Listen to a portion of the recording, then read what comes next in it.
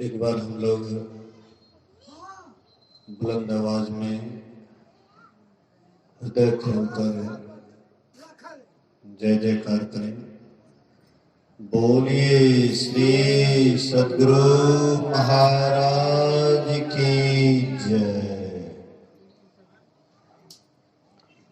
अखंड मंडलाकारं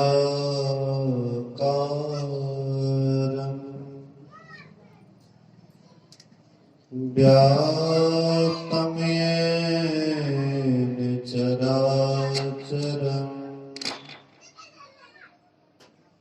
तत्पदं दर्शितं येन तस्मै श्री गुरुवे नमः। धन्य धन्य सतगुरु सुखद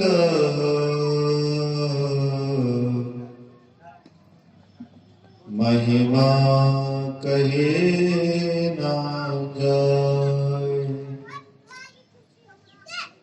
जो कछु कहा तुम्हारी कृपा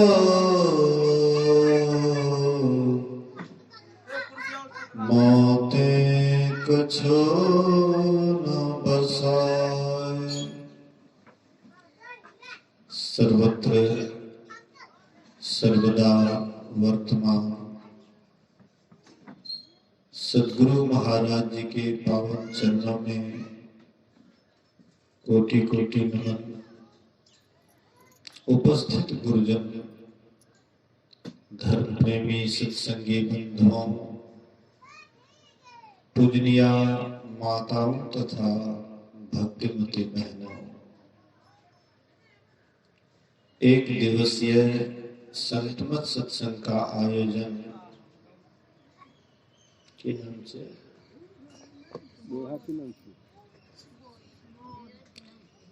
सुबोध यादव जी के निवास स्थान पर हो रहा है।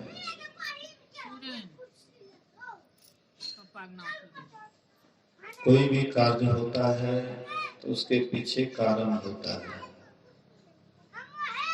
यहाँ पर भी जो सत्संग हो रहा है इसके पीछे भी कारण है। थोड़ा बच्चा को शांत कीजिए। यहाँ पर कोई नाच नहीं होता है कि हल्ला गुल्ला करे। हमें तो सब कुर्सी को हटा दीजिए। कुर्सी का मार चलता है बच्चा सब में। लोग सुनेंगे कम, हल्ला ज्यादा करेंगे। और जो सुनने वाले हैं उनको फुर्सत नहीं है, और जिनको फुर्सत है वो हल्ला करेंगे। तो सत्संग तो शांति का चीज है।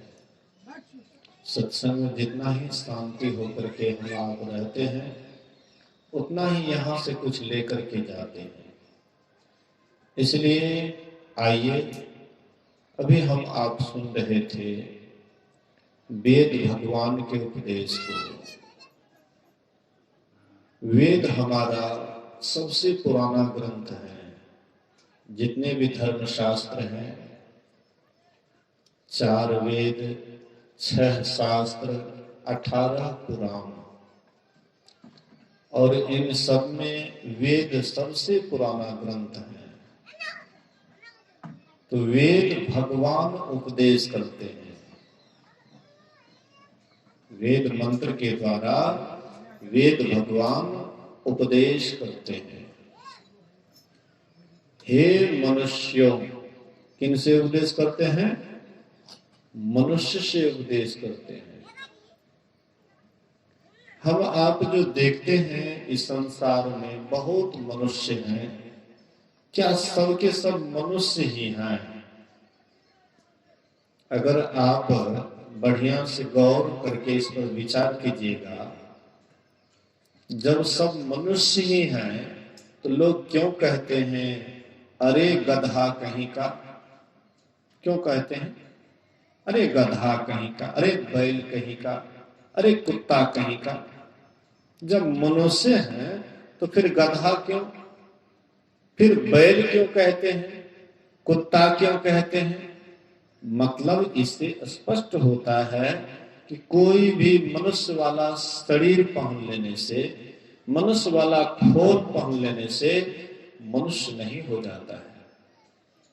मनुष्य का कर्तव्य उनके अंदर हो, मनुष्य वाला संस्कार उनके अंदर हो, तब हम उसे मनुष्य कहते हैं, नहीं तो वह जानवर से भी गया गुजरा है। 4 काम जानवर भी करते हैं और 4 काम मनुष्य भी करे, तो मनुष्य और जानवर में क्या अंतर है? आहार, भोजन मनुष्य भी करते हैं और भोजन जानवर भी करते हैं। नींद मनुष्य भी लेते हैं, सोते मनुष्य भी हैं और जानवर भी सोते हैं। अपने प्राण का जैसे मनुष्य को डर है, इसी तरह से जानवर को भी अपने प्राण का डर है। बाल बच्चा पैदा मनुष्य भी करते हैं और बाल बच्चा पैदा जानवर भी करते हैं। तो यही 4 काम में अगर मनुष्य लगा हुआ है तो वह जानवर से कोई विशेष नहीं है।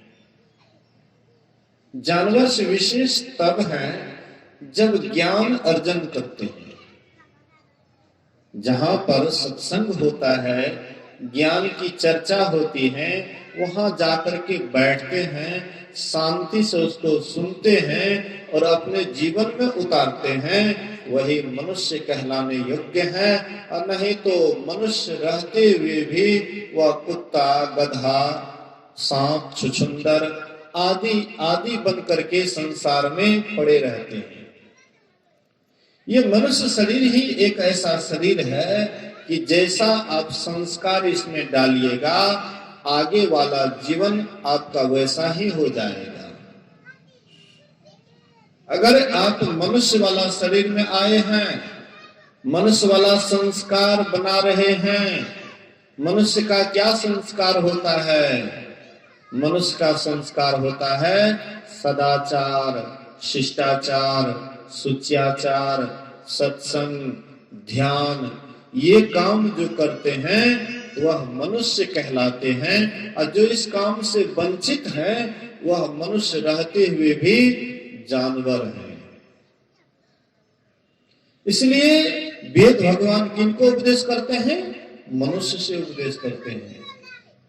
जो वेद भगवान के ज्ञान को ग्रहण करेंगे वही मनुष्य हैं, और जो वेद भगवान के उपदेश को ग्रहण नहीं करते हैं वह मनुष्य नहीं है, मनुष्य कहलाने योग्य नहीं है। इसलिए कहते हैं, हे मनुष्यों, वेद भगवान उपदेश करते हैं, हे मनुष्यों, जगत प्रसव करता। ये संसार को जिसने पैदा किया है, ये संसार को जिसने जन्म दिया है, इस संसार को जिसने प्रसव किया है। जैसे अभी जो सत्संग हो रहा है, यह सत्संग कोई बच्चा का जन्म हुआ है, प्रसव हुआ है, उसके नाम पर यह सत्संग हो रहा है। तो वैसे ही संसार को किसी ने प्रसव किया, जन्म दिया। बहुत आदमी कहते हैं नहीं, ये संसार तो अपने आप बन गया, धरती अपने आप बन गया, पानी अपने आप बन गया, अग्नि अपने आप बन गया, हवा अपने आप बन गया, आकाश अपने आप बन गया। लेकिन संत महापुरुष कहते हैं कि बिना किए हुए कोई भी काम नहीं होता है। अभी हम आप जिस पंडाल में बैठे हुए हैं, कोई कह सकता है कि ये पंडाल बिना बनाए बन गया, इसको बनाने वाले कोई नहीं है? ऐसा कोई नहीं कह सकता। हाँ, ये बात जरूर कहेंगे कि यह पंडाल को कोई बनाने वाले हैं जो बनाए। इसी तरह से ये संसार को भी किसी ने प्रसव किया है, किसी ने बनाया है, इसलिए ये संसार है। उस प्रसवकर्ता पर सबसे पहले विश्वास करना चाहिए। परमात्मा है, ईश्वर है, इसका पहले खूब दृढ़ता के साथ विश्वास करना चाहिए। बिनु विश्वास भगति नहीं, तेहि बिनु द्रवहीन राम। राम कृपा बिनु जीव न सपने लह विश्राम। बिना विश्वास के भक्ति नहीं होती है। लेकिन जब तक राम को जानेंगे नहीं तब तक विश्वास नहीं होगा, और जब तक विश्वास नहीं होगा तो उनमें प्रेम नहीं होगा, और जब प्रेम नहीं होगा तो भक्ति नहीं होगी, और भक्ति नहीं होगी तो राम जी आपके ऊपर दया नहीं करेंगे। और जिनके ऊपर राम जी दया नहीं करेंगे उस स्वप्न में भी कभी सुख शांति नहीं पा सकता है। हम आप क्या चाहते हैं? हम आप चाहते हैं सुख, हम आप चाहते हैं शांति, लेकिन संसार के प्राणी पदार्थ में कहीं भी सुख शांति नहीं है। आप कहीं भी चले जाइए, चाहे आप स्त्री शरीर में आइए या पुरुष शरीर में आइए, लेकिन संसार में आपको रहना पड़ेगा, और संसार में रहिएगा तो इस संसार में कहीं भी खोजने पर भी सुख शांति नहीं मिलेगी। सुख शांति संत महापुरुष कहते हैं परमात्मा को पाने में है, सुख शांति ईश्वर की भक्ति में है, और हम उससे वंचित हैं तो भला हमारे अंदर में कैसे सुख शांति मिलेगी? हम आप जैसे संसार में सुख शांति खोजते हैं, वैसे कागभूषुंडी भी इस संसार में खूब खोजे सुख शांति। अंत में खोजते खोजते जब परेशान हो गए तब कागभूषुंडी को कहना पड़ा, देखे सब करी करम गुसाई, सुखी न भयऊ अब ही की नाई। संसार में हमने खूब ढूंढा सुख, खूब ढूंढा शांति, लेकिन संसार में कहीं भी सुख शांति नहीं मिली। अंत में मिली कहां? अपने भीतर में। अपने भीतर में वह सुख शांति है। हम ही सुख के खजाने हैं। हमारे अंदर में इतना सुख भरा पड़ा है कि कितना हो खर्चा कीजिए लेकिन कभी घटने वाला नहीं है। लेकिन हम अपने अंदर में ठहर करके रहें तब तो। हम अपने भीतर में कभी ठहर करके नहीं रहते। हालांकि रात में जब सोते हैं, नींद में जाते हैं, तो उस समय अपने भीतर जाते हैं, लेकिन जाते हैं किधर? नीचे की तरफ। और नीचे की तरफ जाना क्या है? अज्ञानता की तरफ। ऊपर की तरफ चलिएगा तब न ज्ञान की तरफ चलिएगा, तब न परमात्मा की भक्ति को पाइएगा, तब न शांति मिलेगी, तब न सुख मिलेगा। ये तो बेहोश हो जाते हैं। जैसे कोई मर जाता है तो वैसे ही नींद में हम आप भी मर जाते हैं, कोई होश हवास नहीं रहता है। इसलिए महापुरुष कहते हैं तुम्हारे भीतर में सुख तो है, लेकिन वह नीचे नहीं ऊपर की तरफ है। लेकिन हम अपने अंदर में नहीं ठहर पाते, हम तो बाहर ढूंढते हैं। वह सुख शांति बाहर में ढूंढते हैं। हम आप जिस समय में बचपना था, जब हम लोग बच्चे थे, तब हम लोगों के मन में होता था कि सुख कहाँ है? तो खिलौना में सुख है। बड़े बुजुर्ग बच्चे को खिलौना ला करके देते हैं, माता पिता खिलौना ला करके देते हैं, तो बच्चा को बुझाता है कि खिलौने में सुख है। बच्चा खेलने लग जाता है खिलौना लेकर के। लेकिन कुछ वर्ष जब वह खेलता है, बाद में बच्चा वह खिलौना को फेंक देता है, खिलौना से भी परेशान हो जाता है। तब सोचता है कि वो खिलौना में सुख नहीं है। ये सब जो है भालू बनकर सुना है। बोलिए श्री सद्गुरु महाराज की जय। तोरा कतो खेले नहीं मिले छो, देखी कुर्सी के नाल नहीं करे छे। बोलिए श्री सद्गुरु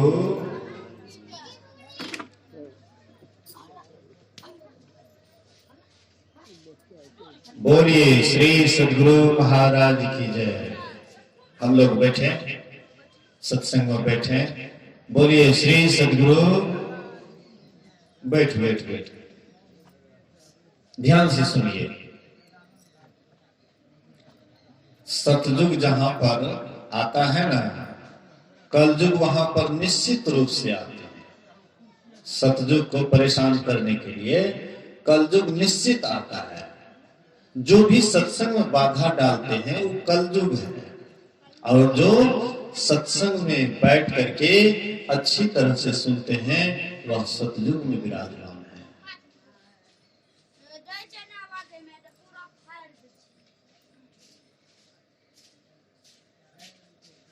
बोलिए श्री सद्गुरु मेरे जी। संस्कार करते बिगड़ल से बराबर सत्संग हेते ती संस्कार धीरे धीरे बच्चों धीरे धीरे समझा लगे छे। जेठना बराबर सत्संग छे बच्चा भी हाँ नहीं अगर सुने छे तो बधो नहीं डाले छे।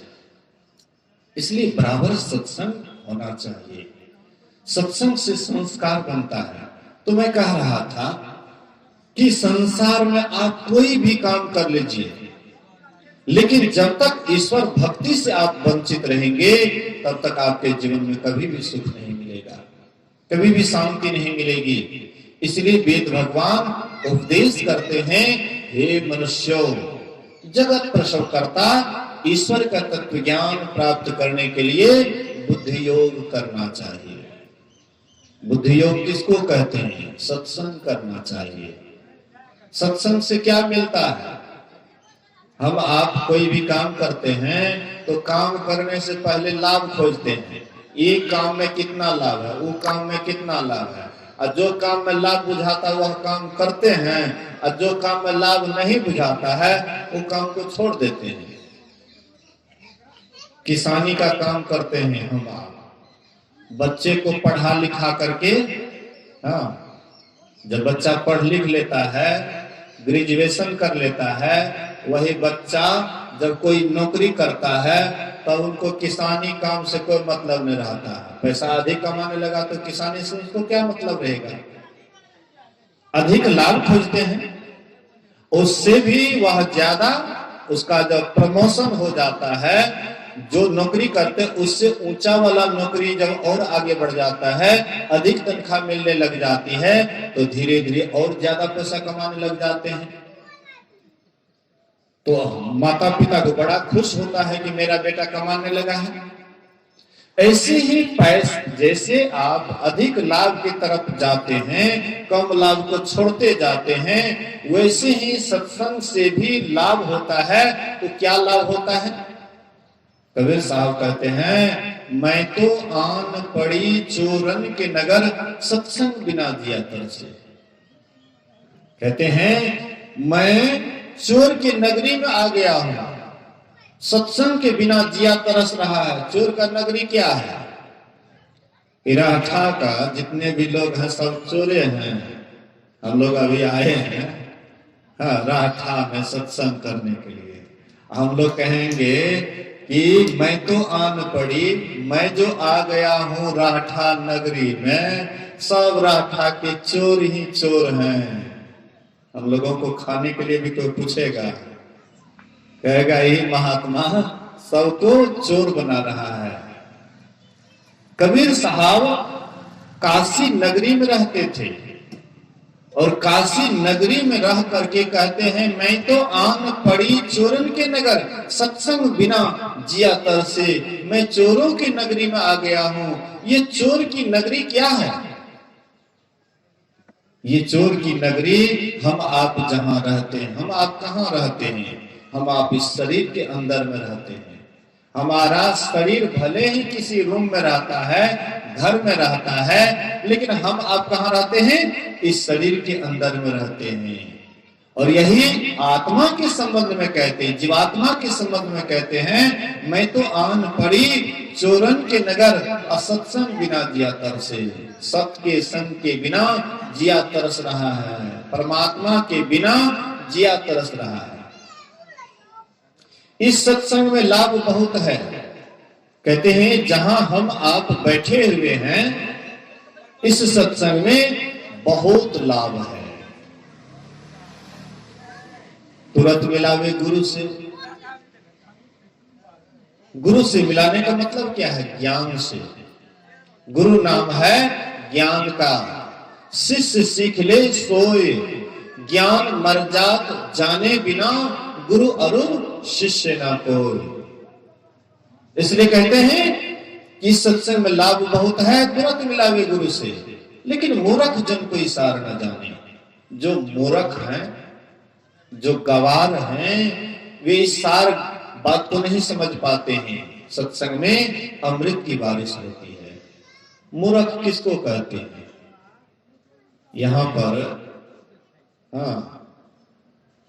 5-6 माता जी बैठी हुई है और इसमें लगता है कि सब मतलब अनपढ़े होंगे। कोई एक आध होगा, पढ़ा लिखा तो होगा, मैं तो अनपढ़ है, मैं छिपड़ा। हाँ, एक नहीं है, एक आध हुआ तो हुआ। तो आप लोग पढ़े लिखे नहीं हैं तो लोग कहते हैं कि मूर्ख हैं। जो पढ़े लिखे नहीं हैं लोग कहते हैं ये मूर्ख है, तो पढ़े जानवे नहीं करे, मूर्ख है। बोलिए श्री सद्गुरु। हाँ, सुनिए बढ़िया से। जो पढ़े लिखे नहीं हैं लोग कहते हैं मूर्ख है। लेकिन संतों की दृष्टि में, हाँ, भगवंत के दृष्टि में कहते हैं कि जो पढ़ लिख करके ज्ञान की बात को नहीं सुनते का तो महामूर्ख है। जो पढ़े लिखे नहीं हैं, बोलिए ना, वैसे बोलिए ना, सुनिए बढ़िया से। हमें जो बोले छे ओकरा खाली बढ़िया से सुनना है, ओने से बोल भी तब तो गड़बड़ा है। बोलिए श्री सद्गुरु। तो जो पढ़े लिखे नहीं हैं उसको लोग मूर्ख कहते हैं कि मूर्ख है। लेकिन जो पढ़ लिख करके संतों के ज्ञान को नहीं सुनते हैं, भगवान के ज्ञान को नहीं सुनते हैं, कहते वह महामूर्ख है। मूर्ख जन कोई सार न जाने। सत्संग में अमृत बरसे, सत्संग में अमृत की बारिश होती है। लेकिन पढ़े लिखे बाबू को कोई मतलब है? अगल बगल से जाएंगे, देखेंगे क्या हो रहा है। हाँ, लेकिन नाटक होगा तो पढ़वा बाबू सब तुरंत बैठ जाएगा। यहाँ पर जगह मिलेगा। अपने गांव में हाँ, एक लड़का कह रहा था कि बाबा छोरा से के मन भले ऑर्केस्ट्रा करवे के, ऑर्केस्ट्रा करवे के तो एने जैसे से कह रहे जते सत्संग है तो वचना करवे कल के नहीं एत सत्संग है तो तू एत से करेबी, एत नहीं करा। तो बीच बाद में दूटा तेलारी के खड़ा कर के वही जना शुरू कर के ढेरी के लड़का सब ऑर्केस्ट्रा, लड़की नाचे छे उतना ढेरी के लड़का सब। तो महात्मा प्रवचन करे छे, ज्ञान के बात करे छे, तो लड़का से कोई मतलब है? कोई मतलब नहीं है। संत महात्मा कहते यही मूर्खता है। अच्छी ज्ञान को जल्दी लोग सुनना नहीं चाहते। हाँ, बुरी बात को लोग खूब कान खोल करके सुनते। जहां पर बुराई होती है वहां पर खूब कान सुनते हैं और इस आंख को निरार करके रात रात भर देखते रहते हैं। दूसरे की इज्जत को, दूसरे की प्रतिष्ठा को इस आंख से निरार करके देखते रहते हैं। लेकिन इस आंख से देखने से जो पुण्य होता है, साधु महात्मा का दर्शन करने से जो पुण्य होता है, उनको उससे कोई मतलब नहीं है। इसीलिए उसको मूर्ख कहा गया। मूर्ख जन कोई सार न जाने, सत्संग अमृत बरसे। सत्संग में अमृत की बारिश होती है। आप कहिएगा कि बाबा सत्संग तो हो रहा है लेकिन अमृत की बारिश होती है, उसको कहां देखते हैं? अमृत तो दिखाई नहीं पड़ता है। तो याद कीजिएगा, पुराण में है, हाँ, श्रीमद् भागवत पुराण में है कि समुद्र का मंथन हुआ। एक तरफ देवता और एक तरफ दानव। वसुकीनाथ सर्प को रस्सी बनाया गया, मंदार हिल पहाड़ को मथानी बनाया गया। भगवान विष्णु कच्छप का रूप बना करके मंदार हिल के नीचे उसको थामे रहे और उसके बाद उसका मंथन हुआ। अब समुद्र मथने के बाद बहुत रत्न निकले। विश्व सर्वा घोड़ा निकला, ऐरावत हाथी निकला, लक्ष्मी माई का भी जन्म उसी से हुआ। अंत में होते होते विष का प्याला भी निकला, जिस विष को पान करने वाले शिव जी हुए। इसके बाद अंत में अमृत का कलश लेकर के राजा धन्वंतरी निकले समुद्र से। अमृत का कलश, विष पीने के लिए कोई तैयार नहीं हुआ, लेकिन अमृत पीने के लिए सब छिना झपटी करने लगे। देवता कहते थे कि हम अमृत पी लेंगे तो हम अमर हो जाएंगे, दानव कहते थे कि हम अमृत पी लेंगे हम अमर हो जाएंगे। दोनों में खींचातानी हुआ। दानव वह अमृत का कलश लेकर के भाग गए। देवता लोग सोच में पड़ गए कि दानव लोग अमृत पी लेंगे तो वे अमर हो जाएंगे, और हम लोग तो मृत्यु के ही मुख में रहेंगे। इसीलिए भगवान विष्णु से प्रार्थना करते हैं। हाँ, भगवान विष्णु से प्रार्थना किए, भगवान विष्णु प्रकट हुए और कहते हैं क्या बात है? बोले कि अमृत का कलश लेकर के दानव भाग गए, इसीलिए वे लोग पी लेंगे, अमर हो जाएंगे, इसलिए कोई उपाय कीजिए। तो भगवान विष्णु विश्व मोहिनी का रूप बना करके दानवों को मोहित कर दिए, और उसके बाद वह अमृत का कलश ले लिए और देवताओं की सभा किए, और उस सभा में सबको अमृत पिलाने लगे। उसी सभा में राहुल नाम का दैत्य भी देवता का वेश बना करके वह बैठ करके वो भी अमृत जैसे उसके मुंह में डाले। सूर्य और चंद्र कहते हैं कि देखिए भगवान ये देवता नहीं है, देवता का भेष बना करके देवता की पंक्ति में बैठ गया है, इसलिए ये दानव है। तो भगवान विष्णु जी सुदर्शन चक्र छोड़ते हैं और उनके गले को काट दिया। लेकिन तब तक एक आध बूंद नीचे टपक चुका था अमृत, इसलिए अभी तक राहु और केतु नाम के दैत्य अभी तक ग्रह बन करके सूर्य और चंद्र को ग्रसते रहते हैं। इसलिए संत महापुरुष कहते वह अमृत देवताओं को पिलाया गया तो देवता अमर हो गए, कभी उसकी मृत्यु नहीं होती है? कहते नहीं, देवता भी सदा के लिए अमर नहीं हुए। देवता हाँ, हम लोगों से आयु अधिक हो गई, वे लोग अधिक आयु अधिक दिन तक जीते हैं, शक्तिशाली हो गए हम लोगों से, हाँ, लेकिन सदा के लिए अमर नहीं हो गए। उनकी भी आयु की सीमा है, उनकी भी आयु का सीमा है, वो भी सीमित आयु से ही जीते हैं और उनकी भी मृत्यु होती है। इसलिए कबीर साहब कहते हैं साधो ई मुर्दने के गांव, कहते हे साधो ये मुर्दे का गांव है।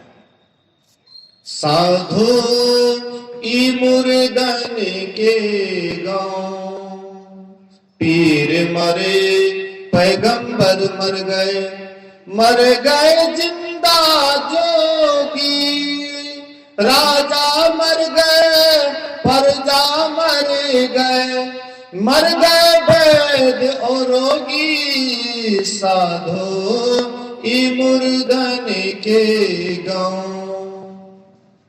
पीर कहते हैं मुसलमानों में होता पीर बाबा, पीर बाबा को लोग चादर चढ़ाते हैं, हिंदुओं जाता है चढ़ाने के लिए। हिंदू को अपना इधर 33 करोड़ देवी देवता से छांकने पड़ता है, हाँ, तो जाता है उसको भी चढ़ाने के लिए। अभी किसको पूजेगा, कितना को पूजेगा, ठिकाने नहीं है। तो पीर बाबा होता है मुसलमानों में, कहते वो पीर बाबा भी काल के गाल में चले गए, उसके भी मृत्यु हो गई। पीर मरे पैगंबर मर गए, मुसलमानों में पैगंबर होता है, जैसे हम लोग कहते हैं अवतारी पुरुष, तो वो लोग कहते हैं पीर पैगंबर। तो कहते हैं कि ये पीर बाबा भी मर गए, पैगंबर भी मर गए, मर गए जिंदा जोगी, जोगी लोग भी मर गए। साधो ई मुर्दन के गांव, पीर मरे पैगंबर मर गए, मर गए जिंदा जोगी, राजा मर गए प्रजा मर गए, मर गए वैद्य और रोगी, साधो ई मुर्दन के गांव। कहते हैं जोगी मर गए, राजा भी मर गए और प्रजा भी मर गए, मर गए वैद्य और रोगी। अरे रोगी मरता है तो मरता है, लेकिन वैदराज भी मर गए। कितना वैदराज का नाम सुनते हैं। जीवक एक वैदराज था, धन्वंतरी एक वैदराज थे, लेकिन वे लोग भी मर गए, वे भी काल के गाल में चले गए। इसलिए कहते हैं चांदो मरी है, सूरजो मरी है धरनी आकाशा, 14 भुवन चौधरी मरी है, इन्हों के कासा साधो मुर्दन के गांव। कहते हैं जिस सूरज को अभी हम आप देखते हैं, ये सूरज भी एक दिन मर जाएंगे। चंद्रमा रात में दिखाई पड़ता है, वह चंद्रमा भी एक दिन समाप्त हो जाएंगे। और ये आकाश पताल जो देखते हैं, ये सब के सब नाश हो जाएंगे। 14 भुवन वे भी मर जाएंगे, वे भी काल के गाल में चले जाएंगे। 9 हो मर गए, 10 हो मर गए सहस 88। हमारे हिंदू धर्म में 9 देवी को प्रधान देवी कहते हैं। 9 देवी का प्रधान देवी हमारे हिंदू धर्म में है। कहते वह देवी भी काल के गाल में चली गई। 9 हो मर गए, 10 हो मर गए। 10 अवतार को हिंदू धर्म में विशेषावतार कहते हैं। कहते हुए 9 देवी भी काल के गाल में चली गई, 10 अवतार भी चले गए काल के गाल में। 9 हो मर गए, 10 हो मर गए सहस्र 88,000 ऋषि मुनि का जो नाम सुनते थे वो भी मर गए। 33 कोटि देवता मर गए, पड़ गए काल के फांसी, साधो मुर्दन के गांव। 33 करोड़ देवी देवता का जो नाम सुनते हैं वो भी काल के गाल में चले गए, उनकी भी मृत्यु हो गई। इसलिए साधो ये मुर्दे का गांव है। फिर कहते हैं कबीर साहब कि मरते कौन नहीं है, कौन सदा के लिए अमर हो जाते हैं। तो कबीर साहब कहते हैं नाम अनाम रहे जो सदही, दूजा तत् न होई, कहे कबीर सुनो भाई साधो, कहे कबीर सुनो भाई साधो, भटकी मरो जनी कोई, साधो ये मुर्दन के गांव।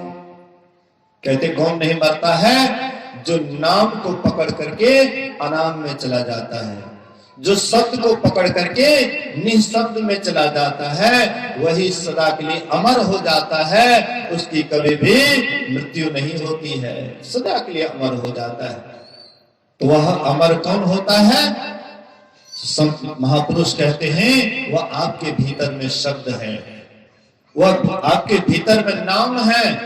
जो नाम को आप भीतर में जो नाम है, नाम की साधना करेंगे तो वह नाम पकड़ में आएगा। नाम रूप दुई ईश उपाधि, अकथ अनादि सुसामुझी साधी। नाम और रूप की उपासना करते हैं, लेकिन दोनों में कौन बड़े हैं? कहती यह कहने में दोष लगता है। इसलिए नाम रूप की उपासना करते हैं। नाम को पकड़ करके हम लोग अभी वर्णात्मक नाम का अगर जप करते हैं, पहले गुरु से वर्णात्मक नाम का जप मिलता है। किसी नाम को जपना तो वर्णात्मक नाम का जप करना है, और यही नाम ध्वन्यात्मक नाम से मिलाता है। आपके भीतर में परमात्मा का आवाज हो रहा है, परमात्मा हम आपको बुला रहे हैं। जैसे माता पिता से बच्चा बिछुड़ जाता है तो माता पिता दिन रात चिंतित रहते हैं, मने मन बच्चे को याद करते रहते हैं कि मेरा बेटा कहाँ खो गया, दिन रात मन से बुलाते रहते हैं। ऐसे ही हम आप जब से ईश्वर से बिछुड़े, जब से परमात्मा से अलग हुए, तब से परमात्मा हम आपको भी बुला रहे हैं, लेकिन हम आप उस परमात्मा की आवाज को नहीं सुनते हैं, इसीलिए बेखबर रहते हैं। संत महापुरुष कहते हैं वह नाम तुम्हारे भीतर में हो रहा है, वह नाम का सहारा लो और उस नाम का सहारा लेकर के अनाम में चले जाओ, जहां पर परमात्मा ही परमात्मा है। जहां पर ईश्वर ही ईश्वर विराजमान है। जो उसके पास चले जाते हैं उसको फिर आवागमन नहीं होता है, उसको जन्म मरण का चक्र नहीं होता, वो सदा के लिए अमर हो जाता है। इसलिए महापुरुष कहते हैं इसके लिए सत्संग में आना पड़ेगा। सत्संग में आबू जीवन सुधारो, सत्संग में आबू जीवन सुधारो, माना कहानियां ना, अरे भैया माना कहानियां ना, अरे भैया ऐसन समैया न पैबा, माना माना बचनिया ना।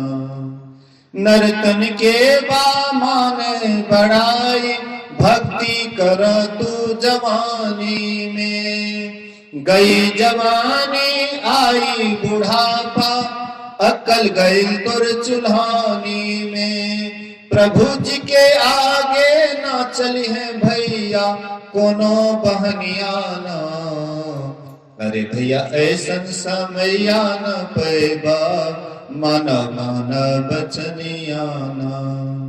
धन दौलत और माले खजाना, एक दिन जई है पानी में।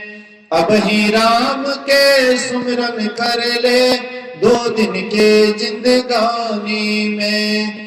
धर्म दास के ये है अरजिया, माना कहानिया ना, अरे भैया ऐसन समैया न पैबा, माना माना बचनिया ना। सत्संग में आइएगा, जैसे थोड़ा थोड़ा आमदनी का बचत करते हैं तो धीरे धीरे एक दिन लाखपति हो जाते हैं, नहीं होते हैं। एक एक पैसा का बचत करते हैं, एक दिन लाखपति हो जाते हैं। इसी तरह से थोड़ा थोड़ा सत्संग में आइएगा, थोड़ा थोड़ा भी ज्ञान अर्जन कीजिएगा, एक दिन महाज्ञानी हो जाइएगा। कबीर साहब यही सत्संग किए, एक दिन महाज्ञानी हो गए। गुरु महाराज जी यही सत्संग किए, एक दिन महान ज्ञानी हो गए। इसी तरह से हम आप भी सत्संग से लगे रहेंगे, होते होते बहुत ज्ञान हो जाएगा।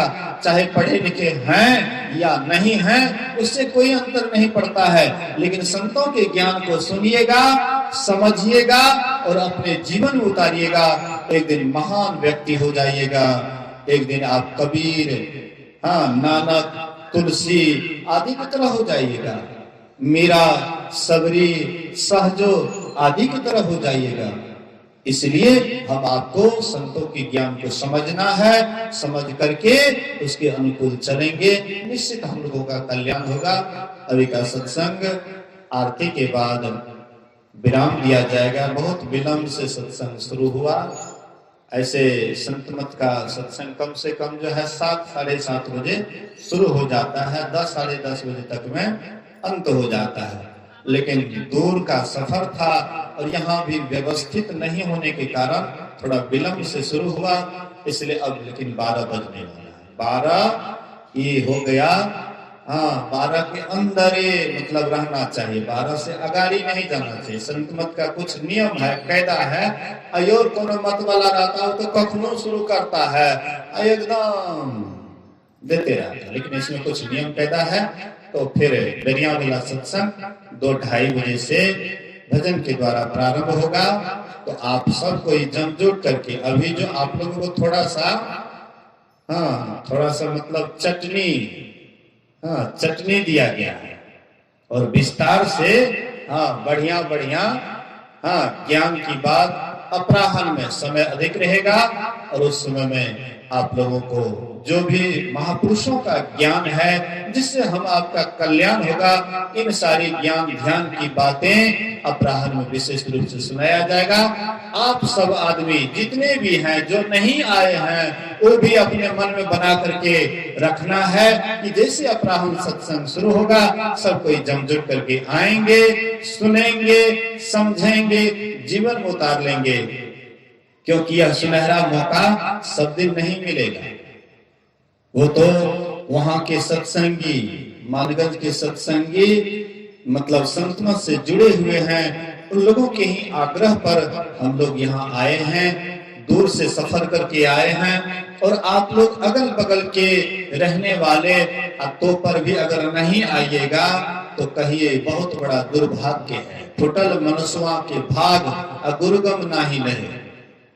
आपके बगल में गंगा नदी बहती है और अभागा मनुष्य गंगा नदी में अगर स्नान नहीं करे, डुबकी नहीं लगावे, तो वह कैसा मूर्ख है।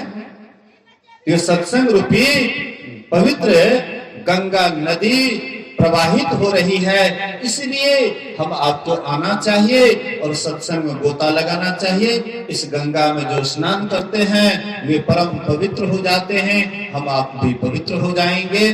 तो अपराह्न सत्संग समय के साथ शुरू होगा, आप लोग समय से आएंगे। बोलिए प्रेम से श्री सद्गुरु महाराज की जय। आरती संग गुरु के, माइक उठा करके दो। हम तर जोत होत लखले, पांच तत्व तन